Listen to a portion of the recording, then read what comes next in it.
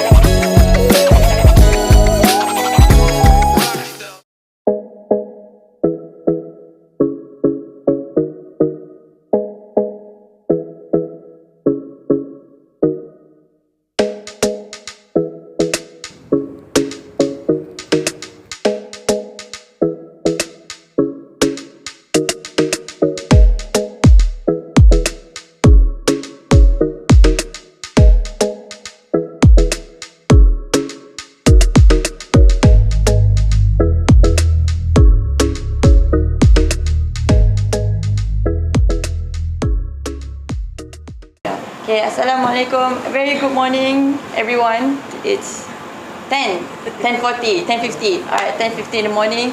We are here in Sekolah Sukan Bukit Jalil. Welcome to our first episode for Netball Pulse. Yeah. In this episode, in this channel, we would like to promote more about the netball stories. Usually in Malaysia, the only sports that we talk about is bola and badminton and squash. Correct or not? Yes. Correct or not? And probably swimming. Nah, diving kan? Itu yang getting most popular. But it's understandable because we do have athletes that have received goals, have won a lot of medals in those particular sports. We congratulate them, but also we also like to promote more on netball because netball in Malaysia also has a lot of history.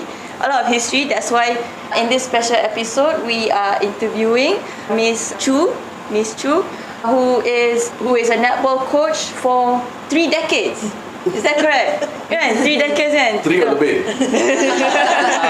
Lebih di pension. So for 3 decades, so Miss Choo has contributed a lot for Malaysia's netball. You've also led a team for Malaysia in Asia Youth Sports, correct? This year in November will be the day Miss Choo will be retiring from netball. There will be a ceremony in honor for Miss Choo. Also, as a tribute to her, we would like to get as much stories and tips as possible before she goes. But from what I've heard from Miss Aruna and Pesan, even though you're retiring, you're still not gonna sit down. You'll still be more active, right? It's okay. For this episode, let's get to know her. Miss Choo, is it okay if you could introduce yourself? Okay, hi. Morning everyone. My name is Choo Kon Lee and I'm from Penang. And when I started working, I was working in Bukit Mertajam. That's where my younger schooling days, I also worked there. And then until when I started working also, I was working there.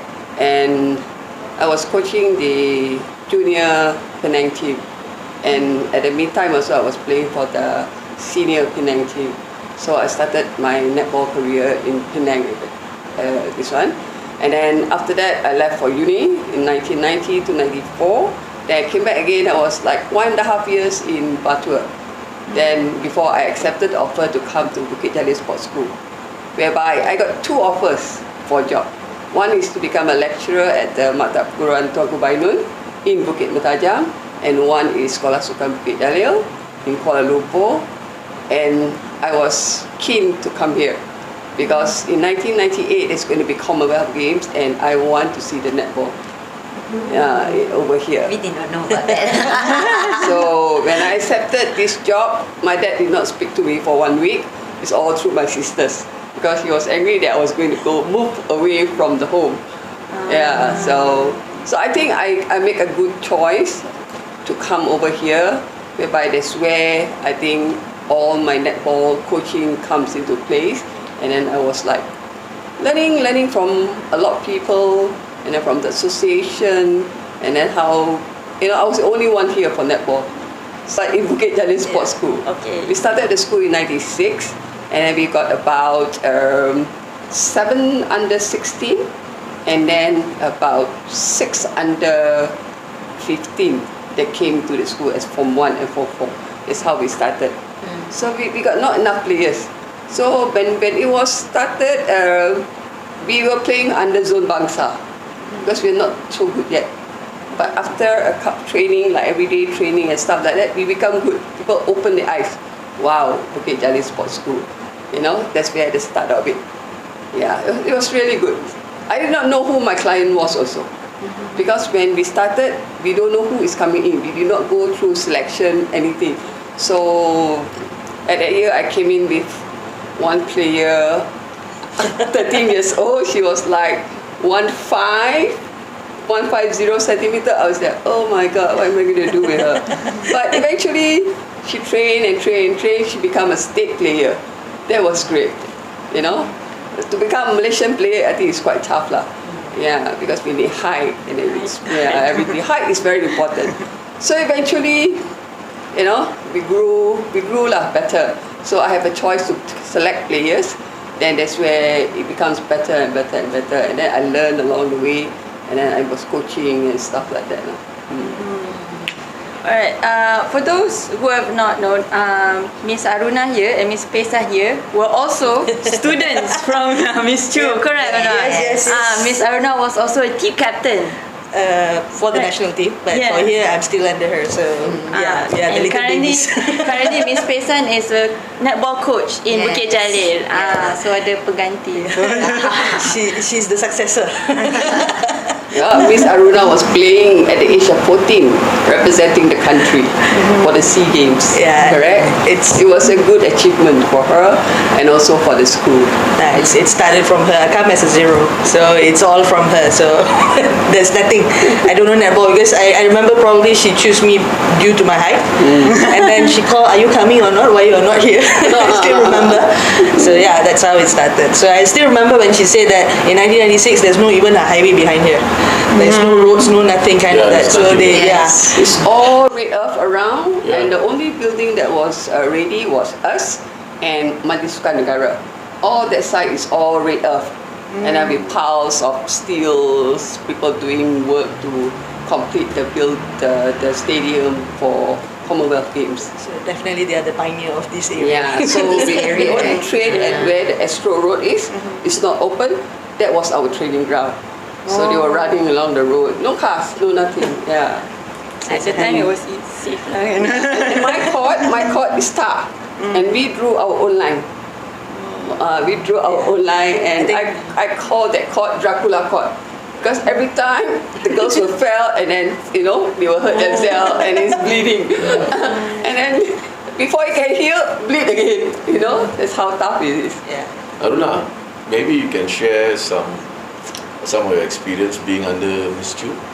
One as a teacher, as a whole, and a coach lah, and how she inspired you to move, to improve yourself towards what achievement that you achieved in your netball career. Maybe you can share some stuff. I think first thing I remember when I came here, I don't know who she is, and kind of that. I remember my seniors was telling don't play your balls in the room, because our hostel room is actually right behind her kitchen. So she can open up her door and see who is actually right behind. So my seniors was telling, like, I was like dribbling balls, and she said that don't do that, you will be caught up by Miss Choo. And then I said, who is Miss Choo? That's the first question that I asked. So when I came down the next morning, they said, it's a compulsory that if you train at 7 or 6:45 or 6:30, 10 minutes before you're there. Kind of that. So that's the discipline that she insists. The first day we saw her, like I personally saw her, I was like, oh, this is Miss Choo. And we still remember every time we say that her light switch on, we kind of already gabra bawanda. We know that we're going to get like a hell of the time. And I think it's a very simple, she's very, very strict at that time. So I think that is what make who we are now, probably, for me and Paysan. And what inspired me from the beginning is very simple. Because she allowed us to travel. Because if you ask me why I'm here, if no, I probably already packed my bag and said goodbye with the training that she had. I'm not a runner, I'm not nothing. And she tried me in a defender because I'm tall enough, but then she said, no, go to shooting.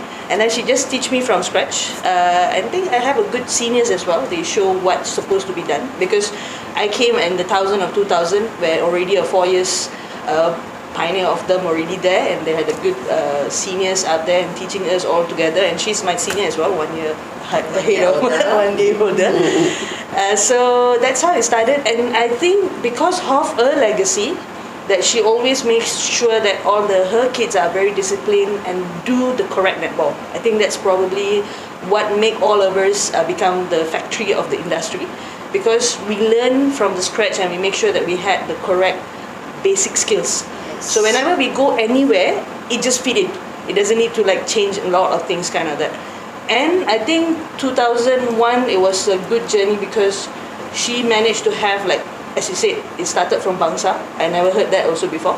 But then what happened is we had a lot of friendly matches with the seniors team because they came back from Asian Games and they lost. I think they got the number 3, and then they need more people to go in as of sparring with them. Yes. And I only remember that the only thing that she always said that Aruna shoot high in. So that's the only thing that I only remember, and probably I am the dumbest mind. I just do what she asks. So, and the moment she shout, I know that something's wrong. And the moment she smile, and until now, even after I finish shoot, I always see her to get approval.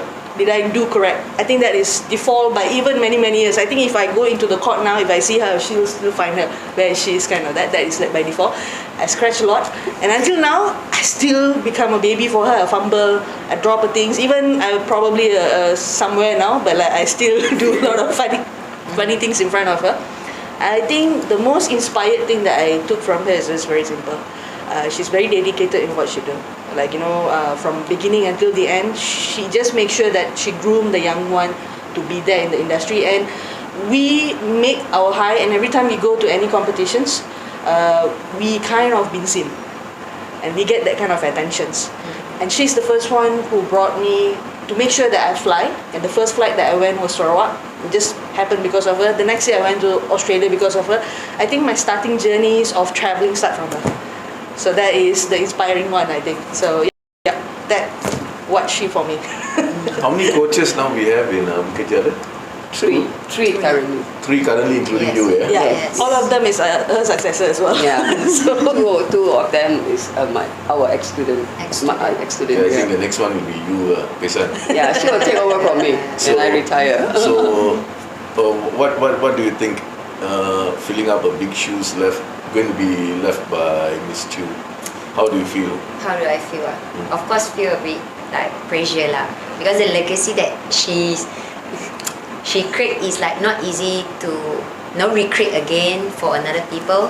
So I try my best to continue what she's done for the future of the netball, because I think we have the same mission, which is we are looking forward to the national squad rather than only a small picture in the school.